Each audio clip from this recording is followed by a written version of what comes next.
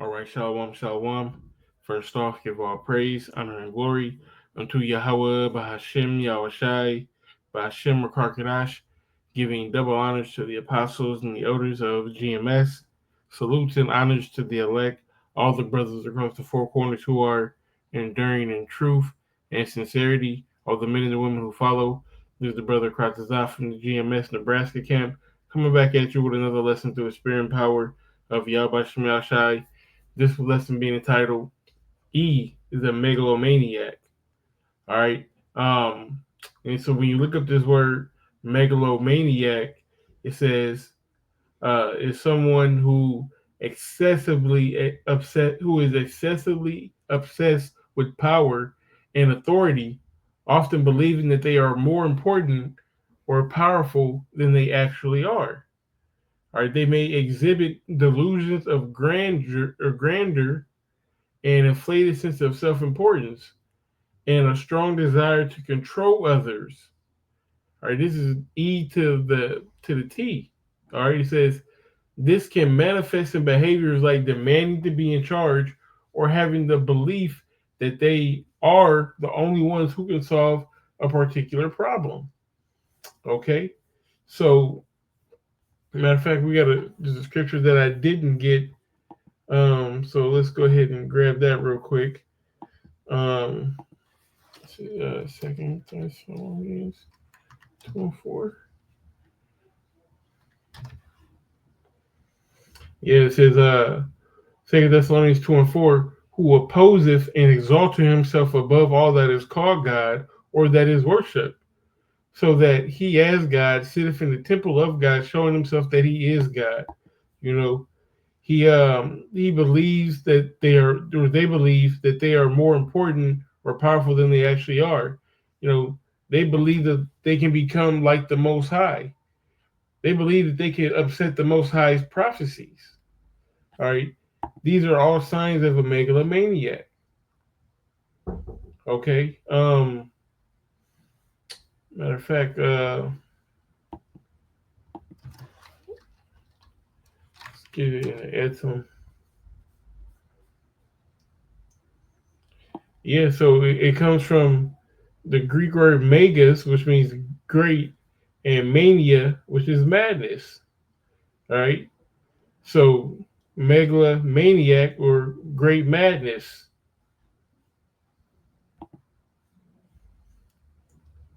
Megalomania, delusions of greatness, a form of insanity in which the subject imagines themselves to be great, exalted, or powerful personage. Okay. Um, so let's go to the beginning. Genesis 27:39. Uh, let's back it up a little bit.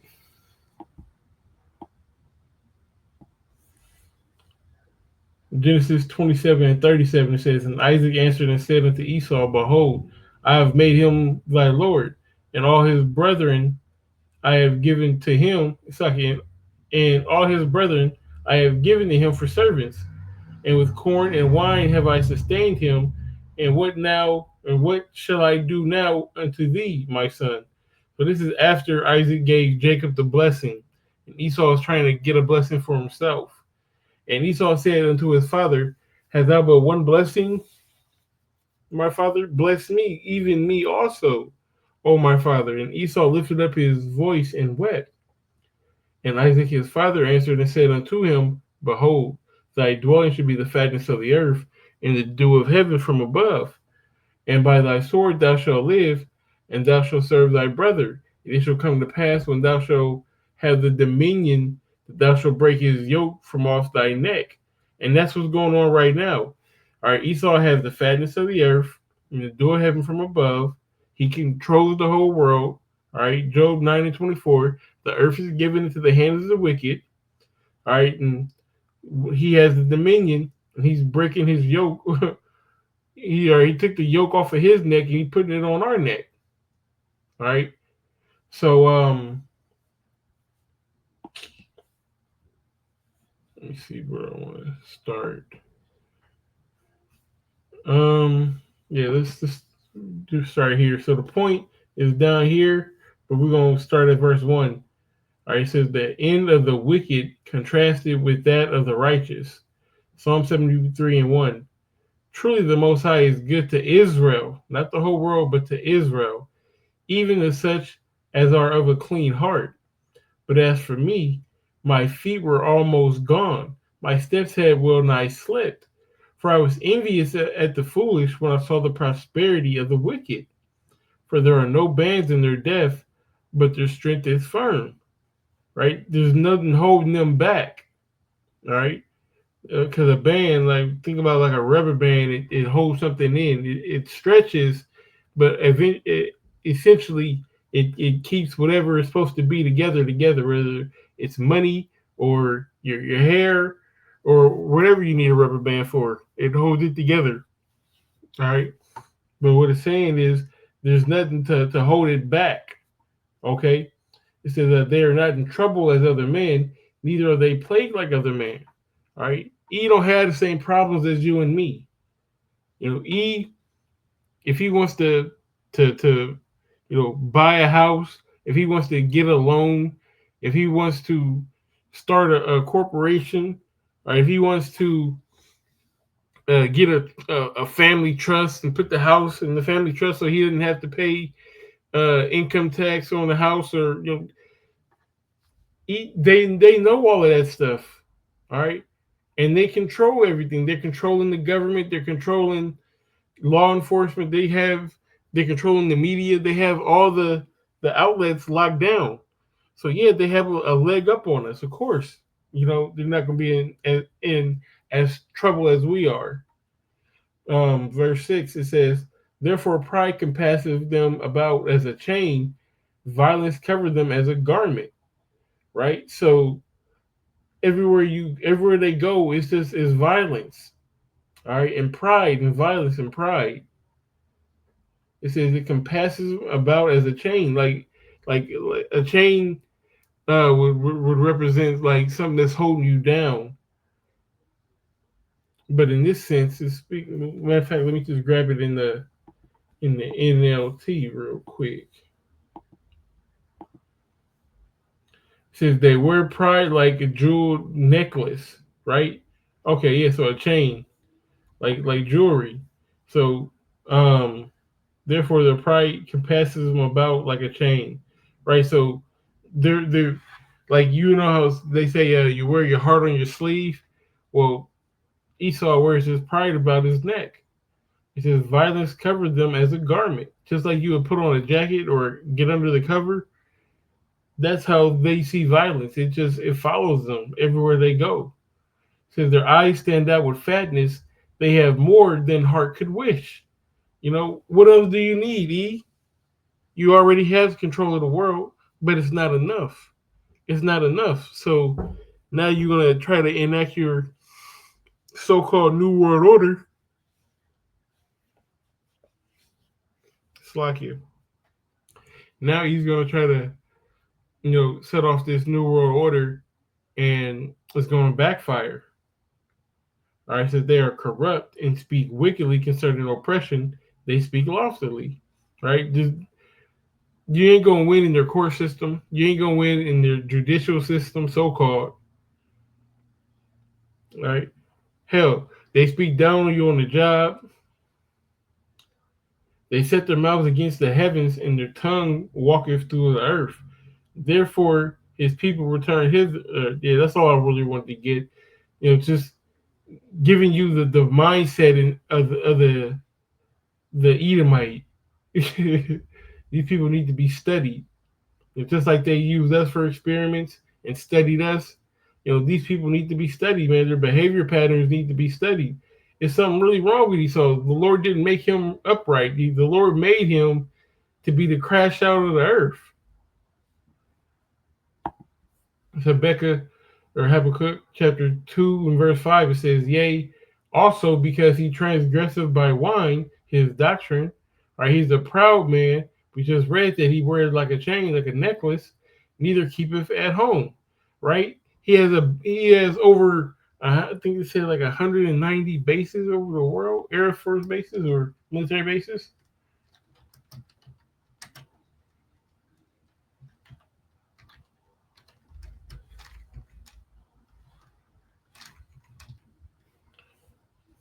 750 military bases over 80 countries and territories around the world. That's crazy. That's a crazy amount of bases, man. And that's an occupation. You have active duty army members in 80 different countries around the world.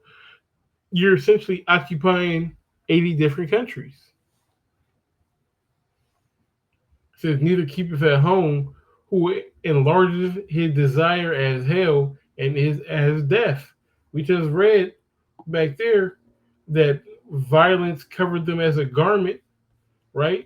And that violence covered him as a garment. That's why he is as death. Wherever he goes, he's bringing that violent garment. All right, he's coming with death. All right, look at what he did to America. All right, we're going to get into that here pretty soon.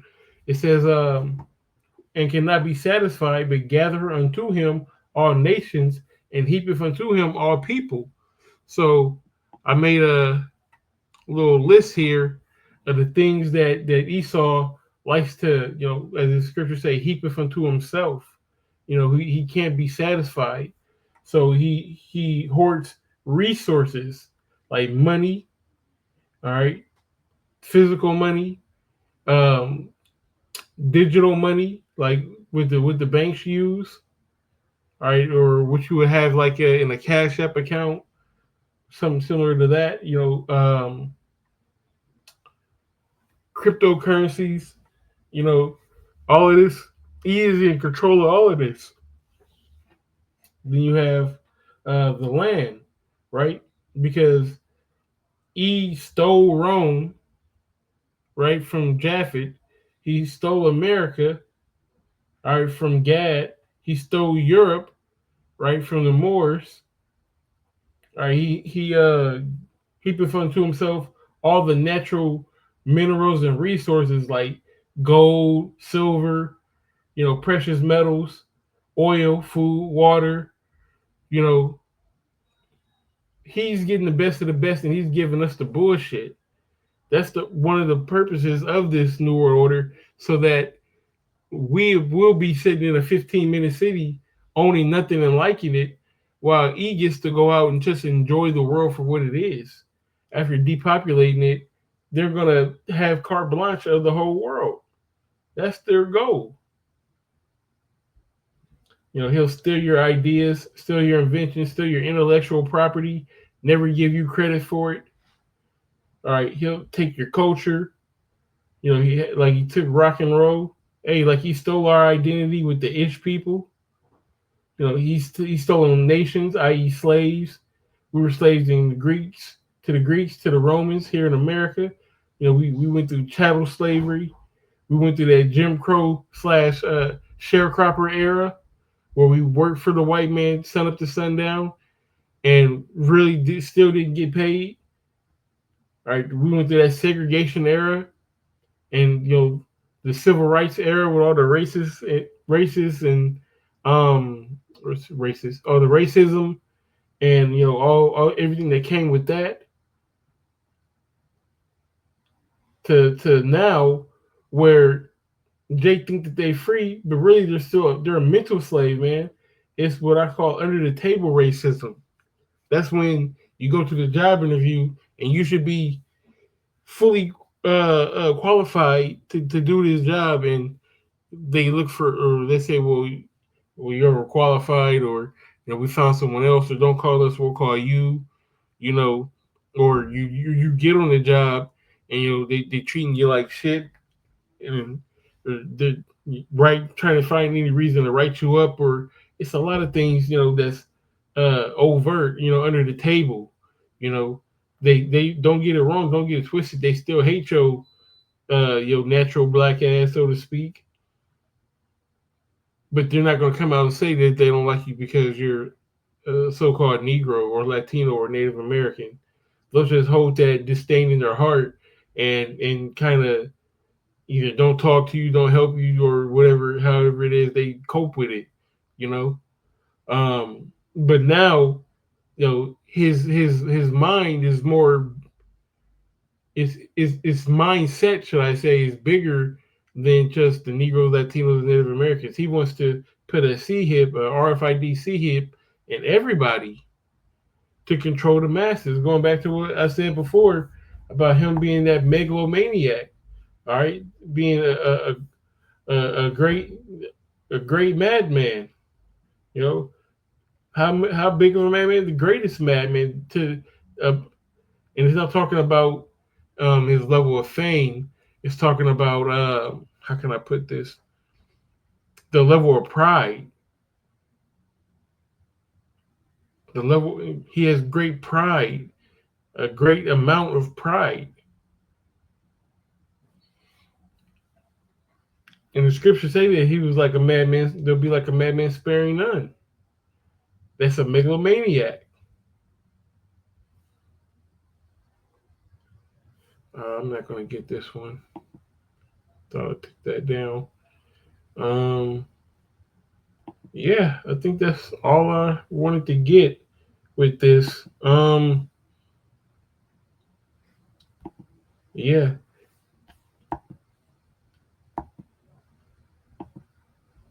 I'll read this definition one more time. A megalomaniac is someone who is excessively obsessed with power. Right, that's why he wants to start this new world order. All right, let's get that real quick. How does it go?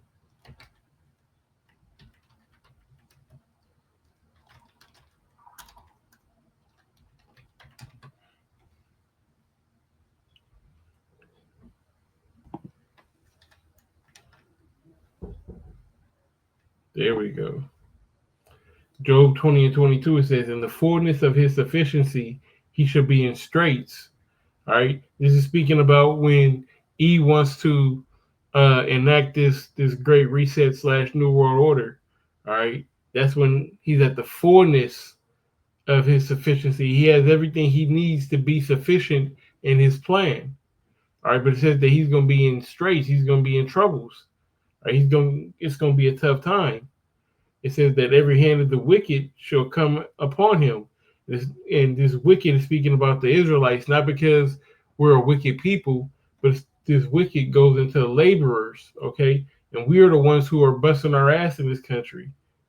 All right, it says when he's about to fill his belly, the Most High shall cast down, it's like the Most High shall cast the fury of his wrath upon him. You know, when you're eating, it's a very satisfying feeling. You know, eating a nice juicy burger. But hey, once you're thinking that you got everything set up, you got a mass amount of people, you know, in the little camps, in the 15-minute cities, you know, you didn't put to death a lot of people. Got you know, everyone got their C hips or whatnot. That's when the Lord's gonna come back and take them down. Says he shall flee from the iron weapon, and the bow of steel shall strike him through. That's those missiles. All right, that's those missiles that are going to destroy the whole of America. All right, says it is drawn, it cometh out of the body, yea, the glittering sword cometh out of his gall, terrors are upon him. This is speaking about the missile silos.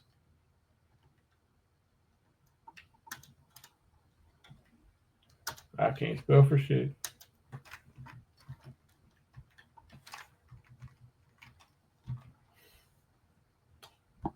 Yeah, that's a good picture.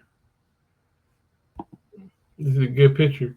So when you read the scripture, it says it is drawn, it comes out of the body. You know, it's like a sword, or it seems like a bow and arrow. Right, this is what it's talking about. The body, it cometh out of the body. It's coming out of this missile silo. It says, yea, the glittering sword cometh out of his gall. So,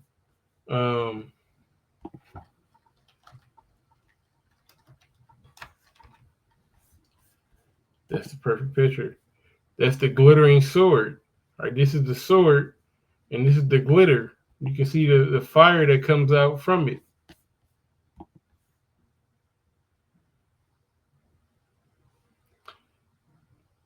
Terrors are upon him. All right.